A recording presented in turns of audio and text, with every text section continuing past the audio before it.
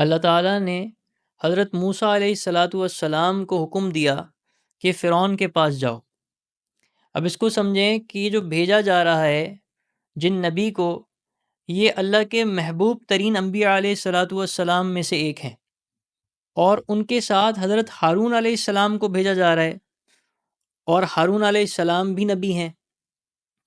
دوسری طرف دیکھا جائے تو سامنے کون ہے جس کے پاس بھیجا جا رہا ہے؟ وہ فرعون ہے، جو کہ خدائی کا دعویٰ کرتا پھرتا ہے۔ اللہ تعالیٰ کی نافرمانی اور اللہ تعالیٰ کی بغاوت جس کا ذوق اور شوق ہے، یہ وہ شخص ہے، اور یہ اللہ تعالیٰ کے دشمنوں میں سے ہے۔ اب اللہ تعالیٰ اس کے پاس اپنے دو محبوب ترین بندے بھیج رہے ہیں، اور یاد رکھیں حضرت موسیٰ علیہ السلام ان انبیاء علیہ السلام میں آتے ہیں جو اللہ تعالیٰ کے محبوب ترین انبیاء ہیں۔ 5 ایسے انبیاء علیہ السلام ہیں جن کو اولو العزم کہا جاتا ہے۔ اس میں حضرت صلی اللہ تعالیٰ علیہ وسلم، حضرت ابراہیم علیہ السلام، حضرت موسیٰ علیہ السلام، حضرت عیسیٰ علیہ السلام اور حضرت نوح علیہ السلام،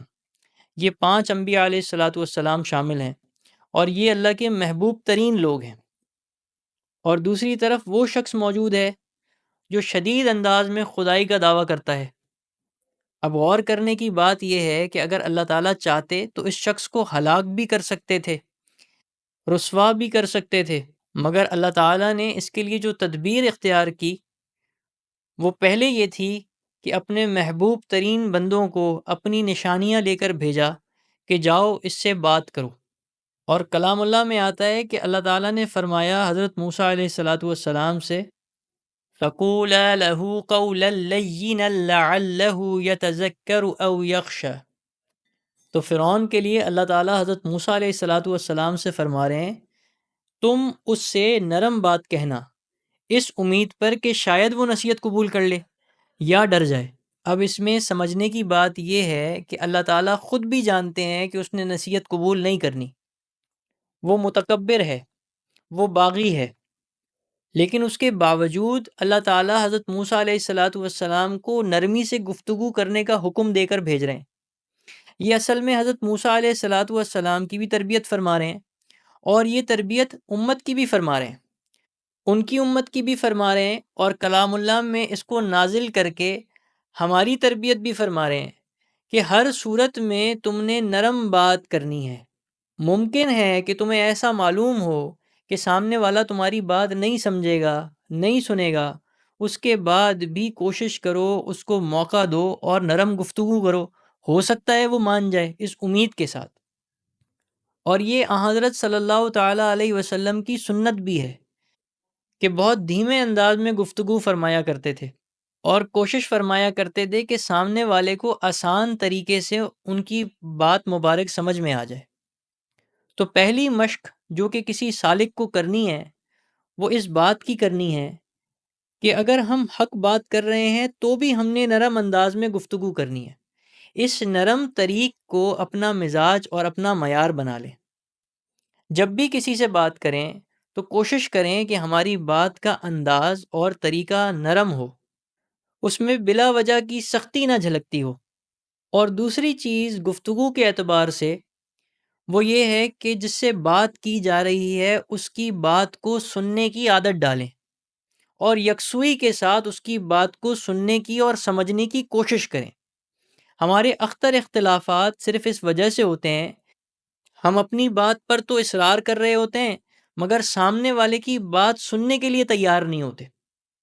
دیکھیں روایات میں آتا ہے کہ حضرت صلی اللہ تعالیٰ علیہ وسلم سے جب کوئی شخص بات کرتا تھا تو آپ صلی اللہ تعالیٰ علیہ وسلم اپنے چہرے مبارک کو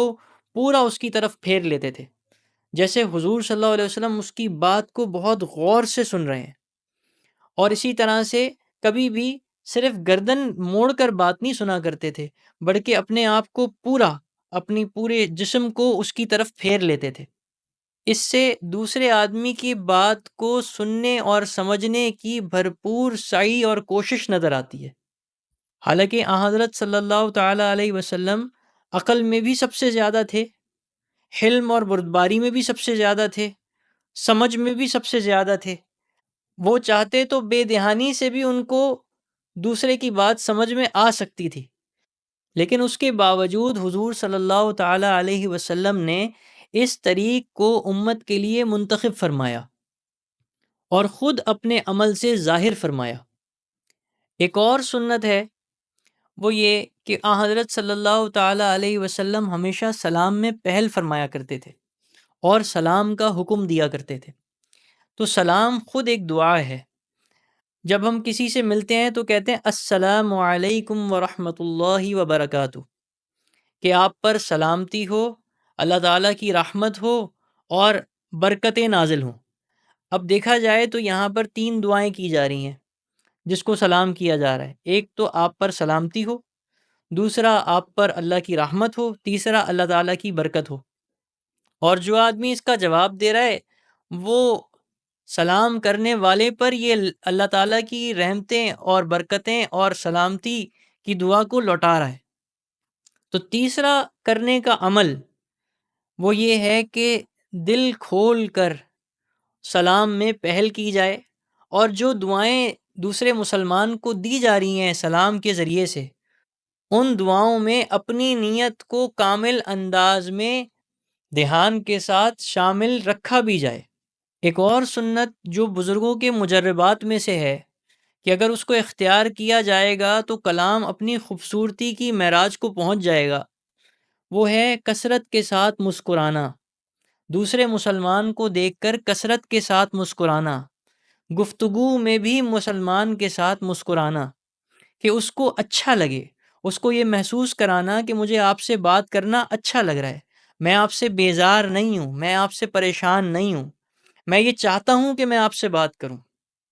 اب جس معاشرے میں یہ 4 باتیں کلام میں زندہ ہو گئیں تو گفتگو کے معیار کے اعتبار سے اللہ تعالیٰ اس معاشرے کو زندہ فرما دیں گے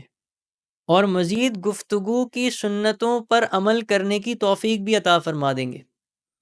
اب جو شخص اس طرح سے کلام کرے گا وہ اللہ تعالیٰ کی خاص رضا کو حاصل کرے گا، اس کا جتنا کلام ہوگا وہ عبادت بن جائے گا، وہ لڑائی جھگڑوں سے اور اختلافات سے محفوظ ہو جائے گا، لوگ اس کو پسند کرنے لگیں گے